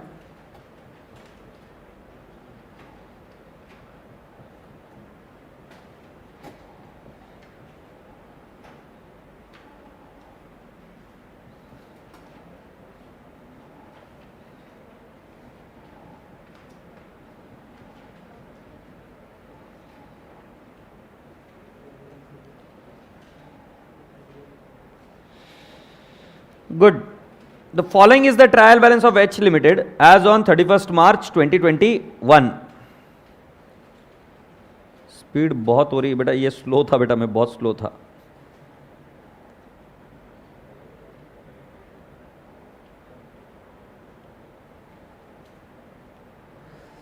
मॉड्यूल क्वेश्चन नंबर नहीं बेटा जी, क्वेश्चन नंबर 20 जुलाई 21 में आया था ये। इक्विटी शेयर कैपिटल कहां जाएगा बेटा जी? Share holders fund share capital, बराबर है, ये 1 हो गया। फिर preference share capital, share holders fund share capital, ये भी 1 में ही जाएगा। 9% डिबेंचर, ये नॉन करंट लाइबिलिटी, LTB, ये नोट नंबर 2 बन जाएगी, एक एग्जाम्पल, नोट नंबर 2 या 3 बन जाएगी। GR non current, sorry, share holders fund reserves and surplus, ये नोट नंबर 2 बन जाएगा। फिर share holders fund reserves and surplus, note number 2 बन जाएगा। सेल्स शिट कहां जाएगा? रेवेन्यू फ्रॉम ऑपरेशंस, राइट, इसका नोट नंबर 9 लिख सकते हैं अभी। ट्रेड पेबल कहां जाएगा? Current liabilities trade payable. Provision for depreciation ये non current asset less from PPE. Suspense account किधर नहीं जाता रहता, इसका एडजस्टमेंट दिया रहेगा, पढ़ते। Land at cost non current asset PPE. Plant and machinery non current asset PPE. ये बेटा जी trade receivable current asset, right, trade receivable में बेटा इन्वेंट्री, जरा एक बार ट्रायल बैलेंस की डेट देख लेते 31 मार्च 2021। सो बेटा जी inventories will go where? Changes in inventory. कुची कुची कु मेरे रसगुल्ले एकदम प्यारे प्यारे, क्योंकि ये ओपनिंग इन्वेंट्री है। Opening inventory will go in changes in inventory. अगर ये आरएम हुआ तो cost of RM consumed, agreed. Otherwise stock in trade रहा तो चेंजेस इन इन्वेंट्री। आगे बैंक, क्या क्या? Cash and cash equivalent, that is current asset. बेटा जी एडजस्टेड परचेसेस क्वेश्चन में ही प्रिंटिंग रॉन्ग हुई थी, ये गलत है।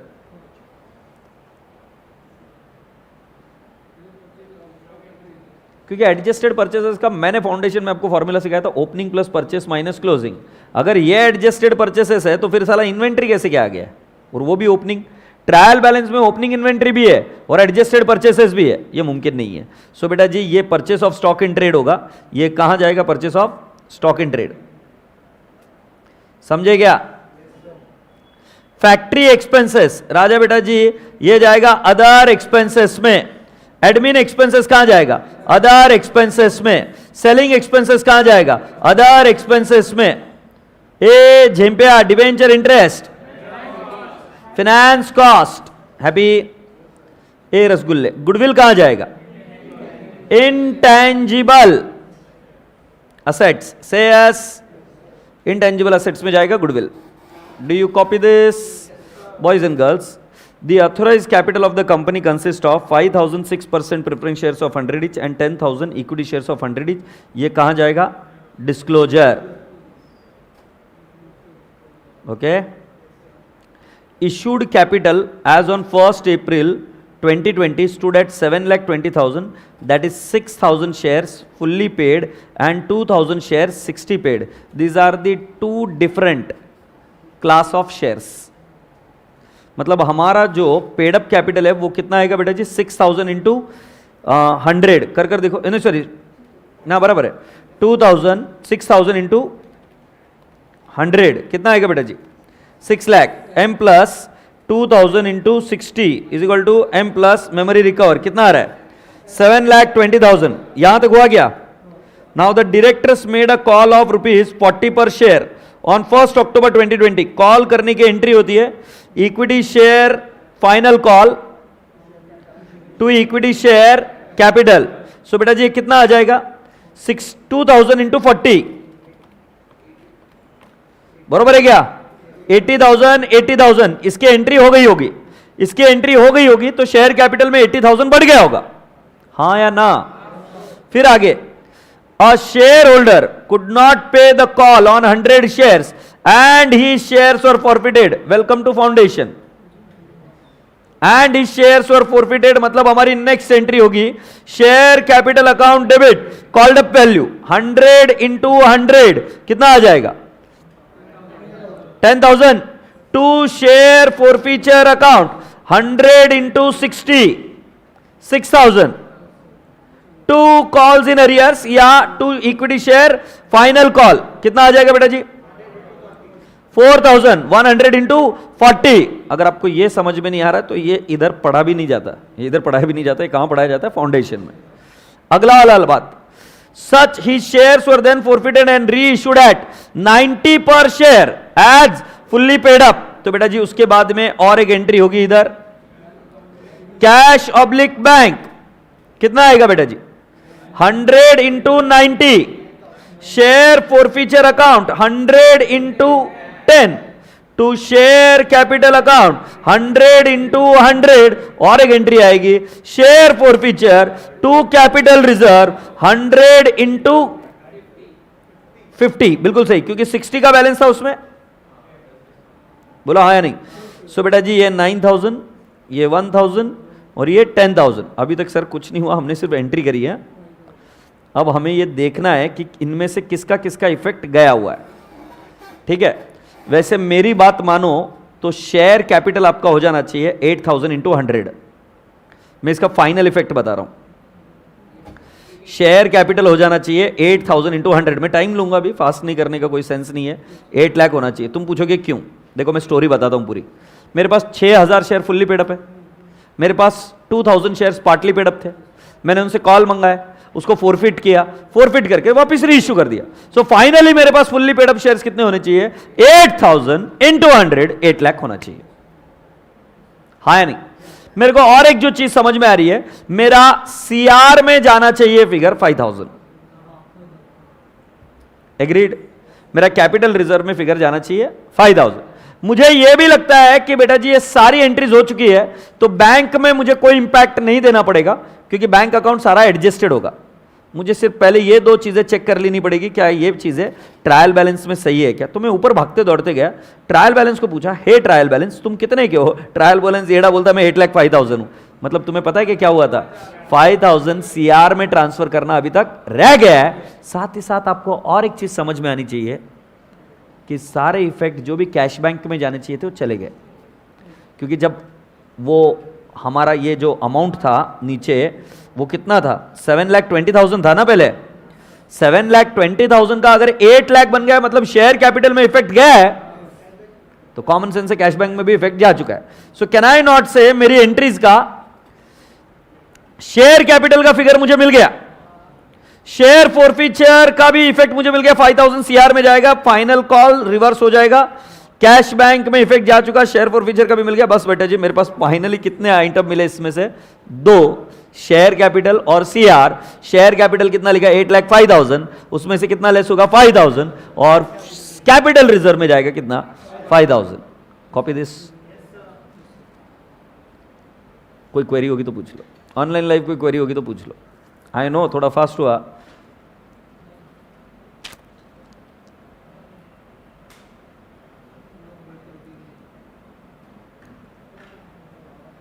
कोई क्वेरी हो तो पूछ लो इसमें। अरे समझा क्या ये, बोल क्या बोल रहा था तू, बोलना, मेरे से भी बात करने क्या है, मैं कितना अकेला बोर होता हूँ इधर पर, बोलना। बहुत दिन बाद मिला है, जा बैठ जा फिर गोदी में जाके उसके, क्या इतना क्या है, जा जा बाद में मिल लेगा। हाँ अकेले में करना बेटा, मैं भी यही बोल रहा था। आगे बढ़ते हैं राजा बेटा जी। अगला आइटम कौन सा है,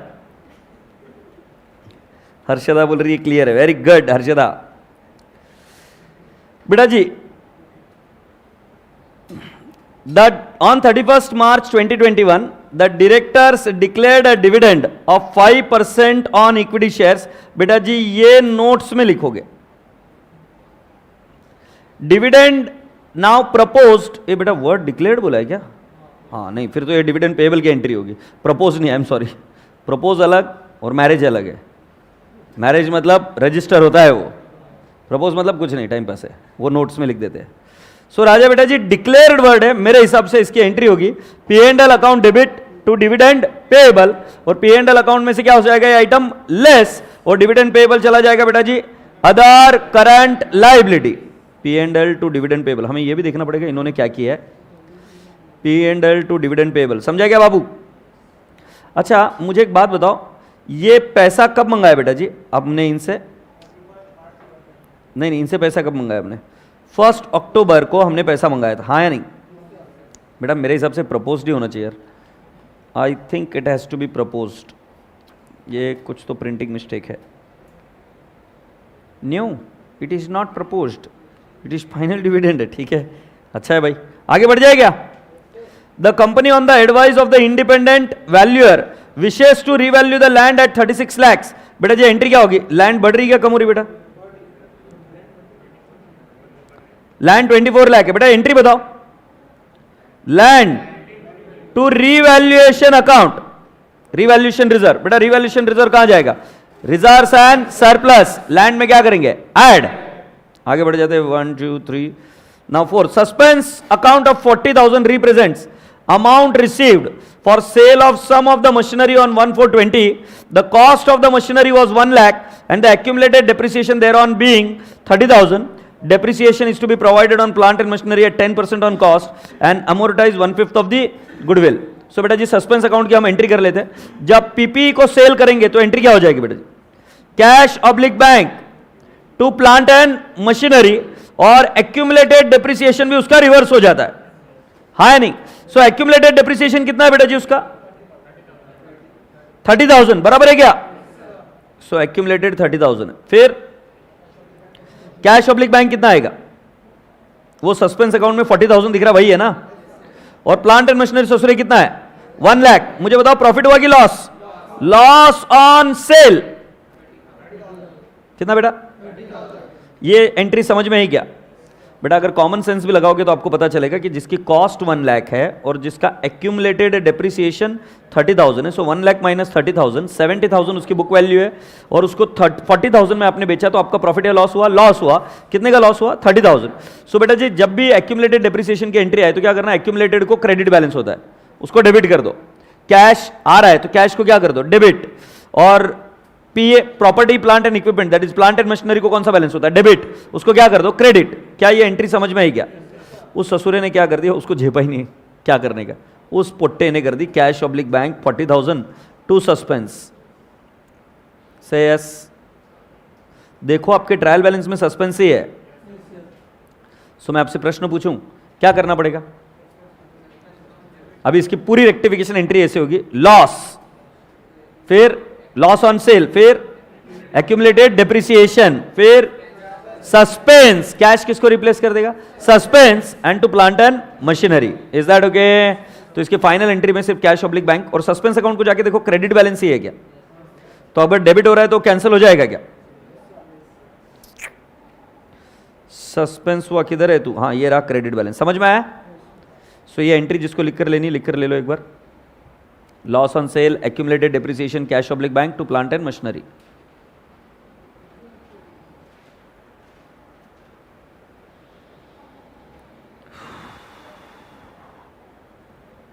वेरी गुड. मस्त पढ़ाई की है ऑनलाइन लाइव बच्चों. सही में बता रहा हूं, खाली पुकड़ तारीफ नहीं कर रहा हूं. आगे क्या बेटा जी? Depreciation is to be provided on plant and machinery at the rate of 10% on cost. Tension मत लो, जो सेल हुआ है वो 1/4/20 को हुआ है. हाँ नहीं? 1/4/20 को हुआ मतलब जो भी WDV रहेगा सेल के बाद में प्लांट एंड मशीनरी का उस पर 10% कर देंगे क्योंकि ये बिगिनिंग में ही सेल हो गया था. हैप्पी. और लास्ट में बेटा जी amortize 1/5 of the goodwill. I think it is very simple. वहां से निकालेंगे और P&L अकाउंट में कहां डाल देंगे? Depreciation and amortisation. मैं आपको बता रहा हूं ये क्वेश्चन अभी रीड करने में जितना मुश्किल था उससे और ज़्यादा मुश्किल है जब आप इसको P&L अकाउंट और बैलेंस शीट बनाओगे. सो मैं आपसे एक ट्रिक दे रहा हूँ कि क्या करना होता है. पहले आपको इसकी बैलेंस शीट बनानी पड़ती है. ये देखो पहले बैलेंस शीट बनती है और फिर आपका क्या बनता है? P&L. मेरे पास समय कम है इसकी वजह से मैं इसमें डिटेल में नहीं जा पाऊंगा, बट पहले क्या बनता है? बैलेंस शीट और फिर क्या बनता है? P&L. अभी आप मुझे बस इधर क्वेश्चन को आप फील करते रहो और मैं आपको हर चीज़ को इसको अगले 10 से 12 मिनट में इसको करा के आपको भेज दूंगा घर पर. आप मुझे बताओ नोट्स किसके हेडिंग क्या क्या बनेगी आप मुझे बताओ. पहले शेयर कैपिटल आएगा, वो टिक मार्क किया, हमें दिखाऊंगा नहीं. शेयर कैपिटल आएगा, रिजर्व्स एंड सरप्लस. अब अपने आप अंदर ही बोलते रहो. नेक्स्ट आइटम कौन सा आना चाहिए आपके हिसाब से? इधर देख के बोले तुम लॉन्ग टर्म बोरिंग वाला आइटम बता मेरे को कौन सा है. साले मैं तेरे ऊपर भरोसा नहीं कर रहा. तुम बोल रहे हो डिबेंचर. क्रेडिट बैलेंस है क्या? सो 9% डिबेंचर बनेगा लॉन्ग टर्म बोरिंग. अगला आइटम कौन सा बेटा जी? DTL है नहीं. लॉन्ग टर्म प्रोविजन है क्या? चेक कर लो. और अदर नॉन करंट लाइबिलिटी भी है नहीं. फिर बेटा जी करंट लाइबिलिटी में कौन से बनेंगे? शॉर्ट टर्म बोरिंग्स है क्या? शॉर्ट टर्म बोरिंग है क्या? ट्रेड पेबल है क्या? सो ट्रेड पेबल बनेगा. ये ट्रेड पेबल का भी आपको समझ में आए. और कौन है? शॉर्ट टर्म प्रोविजन है. कौन सा है? मेरे बुक में तो नहीं छपा. अबे वो प्रोविजन फॉर डेप्रिसिएशन है गाउटी. हाँ तू इधर प्रोविजन का बता. तू ज्यादा ज्ञान मत पेल हमको समझ में आ रहा है. हाँ बताओ मुझे कौन सा? फिर शॉर्ट टर्म प्रोविजन नहीं है. अदर करंट लाइबिलिटी है क्या? है. अदर करंट लाइबिलिटी ढूंढ के बताओ कौन सी है. मुझे याद नहीं आ रही है. हाँ डिविडेंड पेबल, तो अदर करंट लाइबिलिटी। तो बेटा जी स्टेप नंबर 1 है कि आपको हेडिंग लाइबिलिटी की आइडेंटिफाई करते आई। नेक्स्ट आइटम बताओ मुझे, असेट साइड में क्या आएगा पहले? पीपी। पीपी आएगा क्या? ये आया पीपी। फिर इंटेंजिबल भी आएगा, गुडविल है। फिर पीपी के बाद में क्या होता है? नहीं, इन्वेस्टमेंट होता है। इन्वेस्टमेंट है क्या? Non current investment. अरे सड़े हुए बच्चों, सड़े हुए मुर्गो, नॉन करंट इन्वेस्टमेंट है क्या? नहीं है, इन्वेस्टमेंट नहीं है। फिर डीटीए नहीं है, लोन्स एंड एडवांस नहीं है, अदर नॉन करंट असेट नहीं है, फिर करंट इन्वेस्टमेंट भी नहीं है, फिर इन्वेंट्री, फिर ये इन्वेंट्री, फिर ट्रेड रिसीवेबल है क्या? है। फिर कैश एंड कैश इक्विवेलेंट है क्या?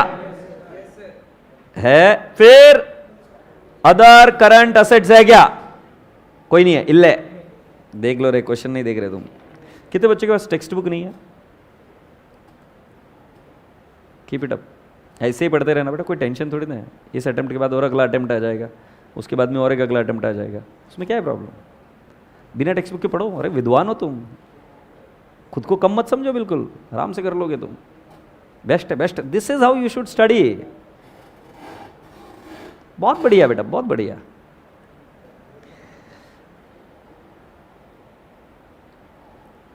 अरे पागल लोगों, कोई इज्जत नहीं करेगा तुम्हारी। और जिस चीज़ के लिए तुम आज रो रहे हो ना, ये हमारे ज़माने में बहुत फालतू प्रॉब्लम थी।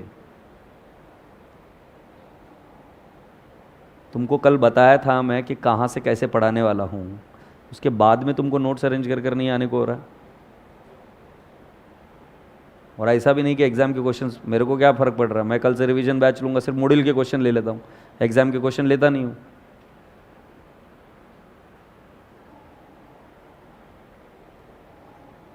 अच्छा चलो, एक तुमको चीज़ पूछता हूँ, थोड़ा सा हार्श वे में पूछता हूँ, तो शायद तब समझ में। तुमने अभी तक क्या क्या चीज़ें फ्री की है? क्या क्या चीज़ें फ्री में तुमने बांटी है, बताओ तो। बताओ क्या क्या बांटा है। तो ये अपेक्षा हमसे क्यों है कि हम नोट्स को प्रिंट कर दे जो जो कराएंगे? Free batch is a free batch, you have to come prepared. क्यों नहीं आए प्रिपेयर हो? बोला था कल कौन से नोट्स लगेंगे।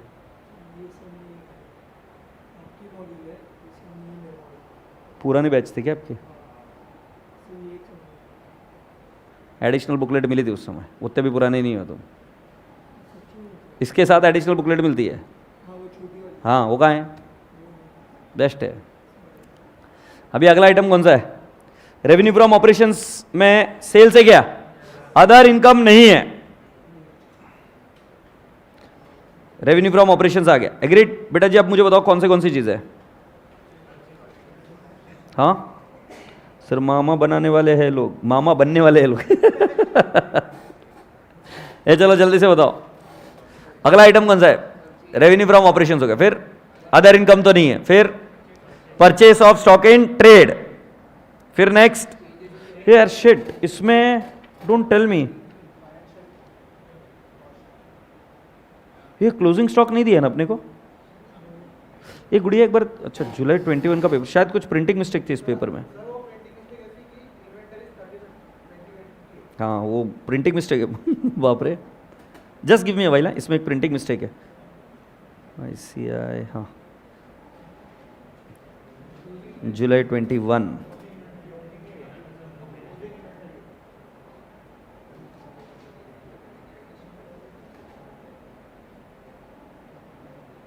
नहीं, मेरे टेक्स्ट बुक में प्रिंटिंग मिस्टेक है, ये इधर है, ये देख लेने दे बस।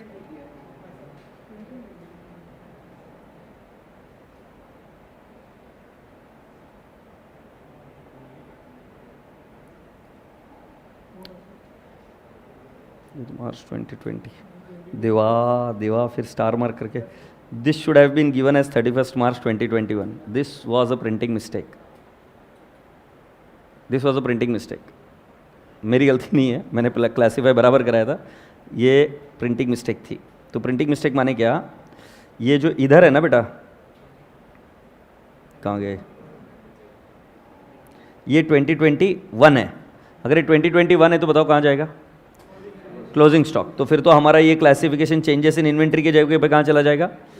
इन्वेंट्री, हाँ है ना। और एडजस्टेड परचेसेस जहाँ है वहीं पे जाएगा। तो बेटा G P and L account में रेवेन्यू फ्रॉम ऑपरेशंस के बाद में क्या आ गया आपका? परचेसेस एडजस्टेड, फिर finance cost, depreciation and amortisation, other expenses. और मैं आपको सिर्फ बता दूं अदर एक्सपेंसेस में आपको क्लासिफाई करना होगा लॉस ऑन सेल 30,000 जो आपने निकाला था।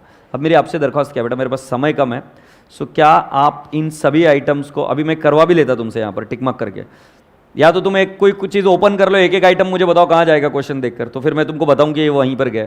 तुम ऐसे आंसर नहीं देते तो मैं क्या करूँ, मैं अकेले से बात कर रहा हूँ ऐसा लग रहा है। क्या करने वाले तुम अभी? सॉल्व करने वाले हो मेरे साथ में?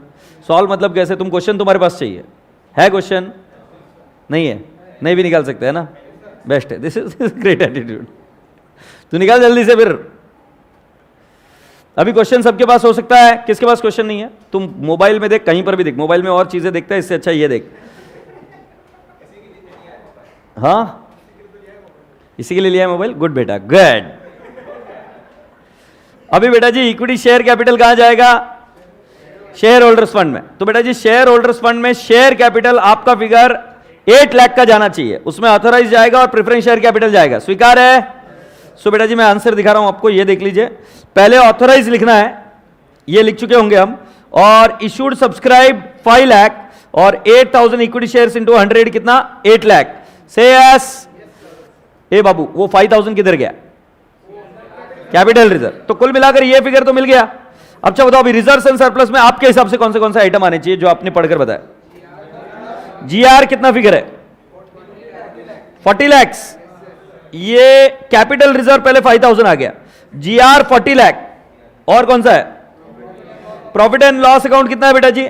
72,000 है ना। करंट ईयर का प्रॉफिट अभी तक आना बाकी है। रीवैल्यूएशन रिजर्व एडजस्टमेंट हमने करी थी नीचे, थर्ड। तो बेटा जी वो कितना है? 12 लाख। क्या मैं मान सकता हूं कि रिवैल्यूएशन रिजर्व भी आपको समझ में आया? अब इसमें करंट ईयर का प्रॉफिट आएगा। अच्छा डिविडेंड कितना है, एक बार कोशिश कर लेते बेटा जी। आपका प्रेफरेंस शेयर कैपिटल को दिए बिना क्या हम इक्विटी शेयर को डिविडेंड दे सकते हैं क्या? So 5 lakh into 6%, 30,000 M plus 8 lakh into कितना परसेंट डिविडेंड का बात हुआ डिक्लेयर? कितना बता रहा है? 5%। एम प्लस मेमोरी रिकवर कितना आ रहा है बेटू? 70,000 का डिविडेंड है क्या? मुझे देख लेने दो, देख लेने दो। हाँ 70,000 डिविडेंड है, दिख रहा है क्या? ये इसका कैलकुलेशन बता दूं इधर कैसे है? 5 lakh into 6% plus 8 lakh into 5%, ये 70,000। बेटा जी इसका सेकेंड इफेक्ट कहां जाएगा? Other current liability. Dividend payable में जाएगा क्या? किधर है अदर करंट लाइबिलिटी?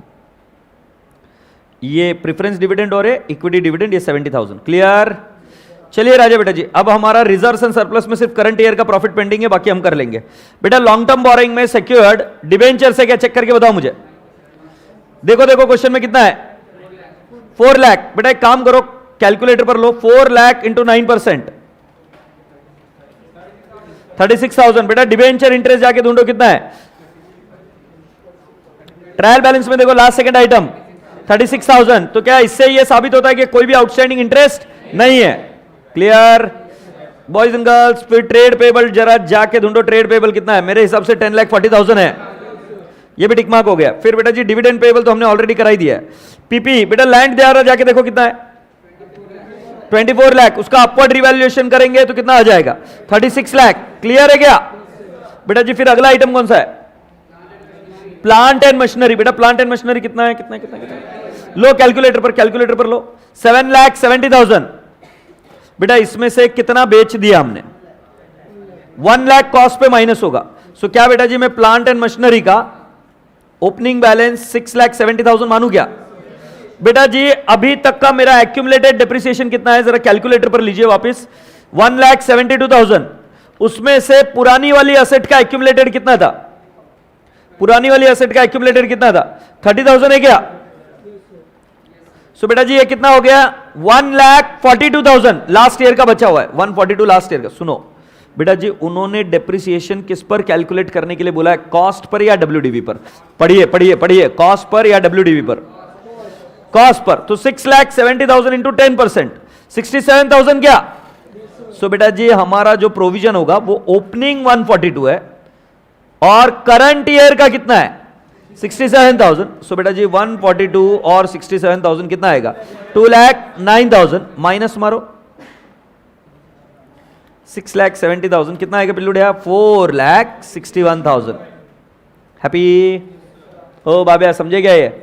पहले हमने उसमें से ओसी में से ओसी माइनस किया 1 लाख, प्रोविजन में से प्रोविजन माइनस किया, से यस और नो, और फिर राजा बेटा जी करंट ईयर का डेप्रिसिएशन निकाल कर एक्यूमुलेटेड में ऐड कर दिया। कितना फिगर है बेटा जी 4,61,000। अरे तुम हो तो फिर किस बात का डर है? तो भाई पीपी के बाद में कौन सा है नेक्स्ट आइटम आपका बैलेंस शीट में? Trade receivable. कोई एजिंग दिया क्या ट्रेड रिसीवेबल का? डायरेक्ट लिखेंगे फिर अपन भी ट्रेड रिसीवेबल। ट्रेड रिसीवेबल का कोई नोट नहीं, ये ट्रेड रिसीवेबल नहीं रे, फिर इन्वेंट्री होगा ना। अरे पहले इंटेंजिबल है ना, इंटेंजिबल कितना है गुडविल गुडविल गुडविल गुडविल 12,50,000 ओ 12,50,000 डिवाइड बाय 5 2,50,000 इधर आएगा 10 लाख, बरोबर है क्या? ये देख लो ये 12,50,000 माइनस 2,50,000 10 लाख, बरोबर है क्या बेटा जी? ये शेड्यूल नंबर 7 तक तो हम आ गए। ये देखो 1 2 3 4 5 6 7 यहां तक थे। इन्वेंट्री जरा जाके ढूंढो बेटा, क्लोजिंग इन्वेंट्री डायरेक्ट दिया है कितना है 9,50,000। बेटा जी फिर ट्रेड रिसीवेबल कितना दिया है 19,60,000। कैश एंड कैश इक्विवेलेंट कितना दिया है 2,30,900। हैप्पी बेटा तुमको एक बात बताऊंगा, गरीब से गरीब बच्चा ये करके आएगा, असेट साइड पता चल गई उससे ये पता चल जाएगा प्रॉफिट कितना होगा। हाँ बैलेंसिंग फिगर, गरीब बच्चा अगर नहीं हो रहा है तो ये तो करके आएगा। पी एंड एल अकाउंट में क्या आएगा रेवेन्यू फ्रॉम ऑपरेशन आएगा। रेवेन्यू फ्रॉम ऑपरेशन कितना आएगा सेल्स। ये पी एंड एल कहां बनाए बे? ये पी एंड एल कहां है? हाँ ये रहा 60 लाख है क्या? कोई adjustment?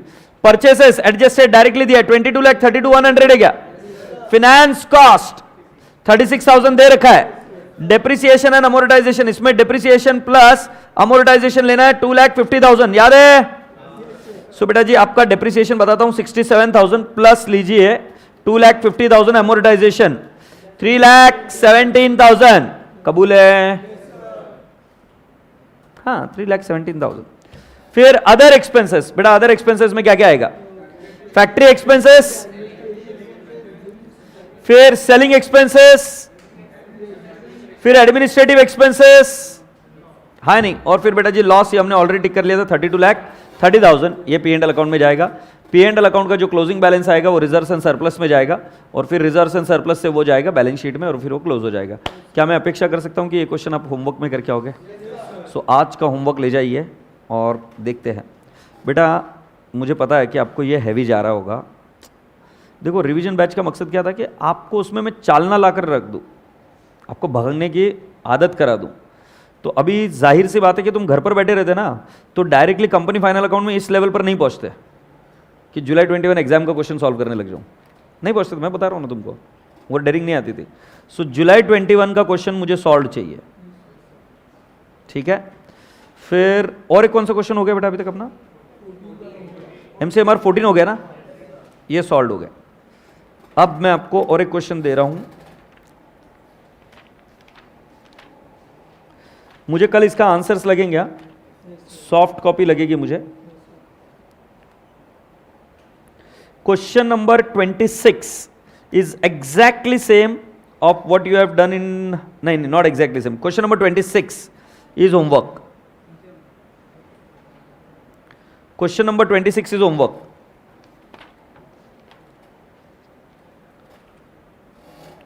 Question 26, this was asked in RTP May 22. फिर just give me a while.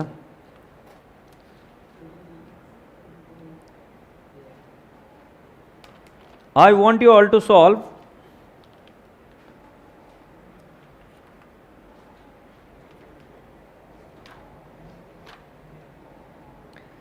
MCMR 6 and 7. MCMR 6 and 7. अच्छा MCMR 6 मैं आपको बता दूं, this was RTP November 19 and 7th question was RTP May 2019। Sir मैं आपको बता रहा हूँ फेल नहीं होंगे, जो मैं बता रहा हूँ 4 क्वेश्चन करके आ जाना, और बाद में नहीं होएगा, बाद में इतना खतरनाक बैकलॉग बनेगा और ऐसी स्पीड खतरनाक बढ़ जाएगी बाकी के बच्चों की, जो 4 प्रॉब्लम करके आएंगे वो तुम्हारे जैसे नहीं रहेंगे। ये 4 क्वेश्चन को कैसे करना, साम दाम दंड भेद करके आना, तो कल 20 मार्क के क्वेश्चन की तैयारी कर पाओगे। अच्छा इसमें अगर मान लो पूरा नहीं हो पाए, क्या प्रॉब्लम है, इट्स ओके। एक 10-15 मार्क अगर नहीं कर पाए, क्या बोलते 3-4 एडजस्टमेंट नहीं कर पाए, दैट्स फाइन, बट हम फिर भी 80-90% आगे आ गए हैं। अब जो 10-15 चीज मार्क्स के या जो 10-15% की बात है, जो एडजस्टमेंट हमको नहीं जमी, वो कल मैं करा दूंगा। सो कौन से क्वेश्चन एक बार याद बताओगे मुझे? एम से एम आर 6, 7, फिर 26 एंड 20 तो बेटा सॉल्व हो गया। कल मेरे को इन तीनों के आंसर लगेंगे और तीनों के आंसर पीडीएफ बना के आना, सो दैट टाइम पास ना हो। ऑनलाइन लाइव वालों तुम भी पीडीएफ बना के आना। सो जैसे ही आप पीडीएफ बनाओगे, I will request you all to send that PDF on the group which we have formed. उस ग्रुप में मैं आपके आंसर चेक भी करूंगा रैंडमली और आपको बताऊंगा कि आपकी मिस्टेक्स कहां पर कैसे होती है। So it would be real time experience. Is that okay? क्या हुआ? ग्रुप कौन सा बेटा जी? लिंक दी जाती है, या अभी मैं तो आपको तो ऐड करवा ही दूंगा इधर, तो उस लिंक से ऐड हो जाना, ठीक है? प्रेम से बाय बाय बोलो। Bye bye, God bless you all, take care, खुदा हाफिज।